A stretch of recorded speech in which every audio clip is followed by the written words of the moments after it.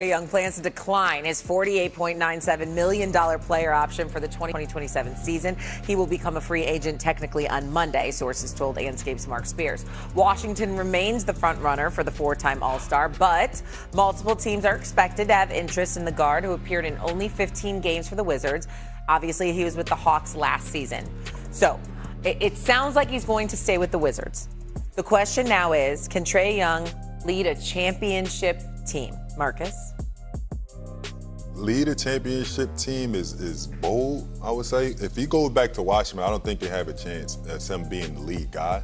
I think that if he was on a team that had some guys, maybe he was the second or third option, I think they probably will have a better chance. But as a leader of the team and a guy that they're putting the winning on, the being the captain, being like a Jalen Brunson-esque type of player, I don't see that. But I definitely see if he had great pieces around. You know, they kind of dibble and dab with him going to San Antonio when he was in Atlanta. They was talking about pairing him with Wemby. I think if that was the case, we might be having a different conversation. But with the Washington Wizards and the way they're going to be constructed, with whatever draft pick they choose, the camaraderie won't be there. You're still going to have a really young team. He's going to be the older player. If Anthony Davis stay, he won't. But that Wizard team, I don't think he can get them to the championship. Now, if we dial back and there was a swap between him and Fox, I think it's a possibility just because of the system. You have another great player beside you that's now, you know, been there, been to the top of the mountain and seen what it was and seen what he needs to get back with those young pieces. I think they have a chance if that was the situation. But as a Wizard, I don't think they have a chance of getting, you know, being a couple of things to get out the way. Type of conversation. Couple of things to get out of the way. Marcus is a lot nicer than I'm going to be. Nobody but Jesus can get the Wizards to the finals. Let's get that out the way. It's called divine intervention. You got to pray. Ain't nobody getting the Wizards no damn finals. Let's just stop that nonsense right now, okay? And Trey Young ain't gonna do it. You done it. Damn it, Jalen Brunson wouldn't do it. Nobody can do it. It's the Wizards, all right? They need prayer. They need prayer. But we hope for them, and we're, you know, I'm gonna talk to them in the very near future because I want to give the organization a chance. Don't want to be too damn harsh on them. But my God, you talk about the nation's capital being the cesspool. I got news for you. It ain't just because of the damn politics. It's because of that damn basketball team that's giving you nothing to cheer for in years. Let's get that out the way right now. But I wish them well because I ain't rooting against them because I like coming to watch them for some basketball games because the fans deserve better than a product that they've gotten. Having said that, Trey Young, the brother can play. It's really, really tricky with them because I think the answer to this question is no. He can't lead a team to the championship, lead you to be in the championship team. But the numbers don't say so. Since 2018, 2019, he's averaged 25 a game. He's averaging 9.8 assists a game in his career, third only behind Magic Johnson and John Stockton. I mean, when you look at his numbers, 43% shooting from the field is not awful. You look at him and you know that he's a big game performer. If all of his games was in Madison Square Garden, he'd be destined as a first ballot Hall of Famer because we know what he does when he shows up to the Garden. But it takes more than your ability to score, to lead. And that is the question that Trey Young has to realize about himself right now. We know he can handle. We know he can shoot. We know he can score. We know he belongs on the NBA level. But the Atlanta Hawks got rid of you and they were better without you. And you only played about 15 games last year. And when you were playing, even though you were putting up numbers, you were more of a liability than an asset because of what you brought to the defensive side of the ball. And clearly what you brought as a leader, which wasn't much. And so when you look at it from that standpoint, there's a lot to be said about that. I like Trey Young. I believe in his skill set, but you know, you hear about in terms of his representation, it's involving his family, and you know, you're going from one agency to another. You can't seem to make up your mind about stuff. You know, you're perceived as having a higher, loftier view of yourself than others have of you, which can impede your ability to lead. I don't know how fair that is, but he needs to understand that's what people are saying about him in NBA circles. That's why I'm saying it. I'm not telling you I feel this way. I'm not telling you I know it.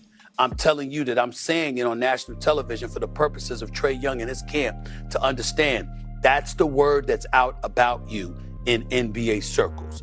And something needs to be done to address that. particularly when you're looking for a bag that's going to get you 45, 50, 55 million a year. When most people in the NBA are looking at you and saying, nah, Stephen A., he ain't worth more than 30 to 35. These are the kind of things that they're saying he needs to know. They emanate from somewhere. He has something to do with that. And that has to change when you're talking about whether or not he can truly lead a championship team. When you think about Trey Young and you just look at the numbers, like you said, his number is off the charts, right? You watch him as a basketball player, but also he has been given the ball since he stepped in the league with Atlanta. I think they had one good playoff run when they beat the Knicks in the playoffs, I think 2 years ago, right? But other than that, I mean, it's been, I would call them bottomless stats because you're scoring, but they're not translating to wins. Right now in Trey Young's career, he is at best a third best player on the championship team. None of us has seen Trey Young play without the ball. It's easy to play with the ball when you're getting 30 shots a game, and the 43% kind of tells you like he's shooting a lot and having that many assists and all those things. So my whole thing is, no, he can't lead a team. He's not the second best player on the championship team, might be the third best, but what type of player will he be if he was the third best player? Because all we know is the Trey Young that's had the ball his entire career. Okay, Trey Young only played 5 games with the Wizards. They were winless, so they did not win any game when he played for the Wizards this year. I feel like there's a lot of places that they need to go if they want to be at the championship caliber. I did hear Trey Young go on a podcast, I don't know if it was his or someone else's, and he essentially said, look out for the Wizards. They could potentially be the best team in the East next year. So. What? He said that? He did say that. Yes, he went on a podcast. Lord. Yes, he did say that. I think that would probably require some free agency and maybe some, obviously, a number one overall pick. There's no way in the first year. But he believes in these Wizards. Well, that's the second person that comes across as a bit hyperbolic out of the nation's capital. Now, apparently isn't just one person. Now it's 2.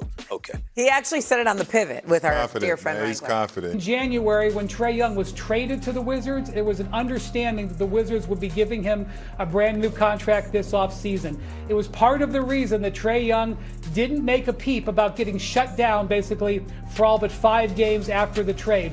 It was all part of a tanking strategy. The Wizards lost 26 of their last 27 games, put their franchise point guard on the bench, and ended up getting the number 1 pick. And now they will return their side of the bargain by giving him a lucrative new contract. Maybe he takes a meeting or 2 for appearance's sake, but he will be back with the Wizards, likely on a 3-year deal. And then, speaking of the Wizards, they have the number 1 pick in the draft. This is not one of those years where that's a foregone conclusion. So what do we know or what do we expect as far as the top of the draft is concerned?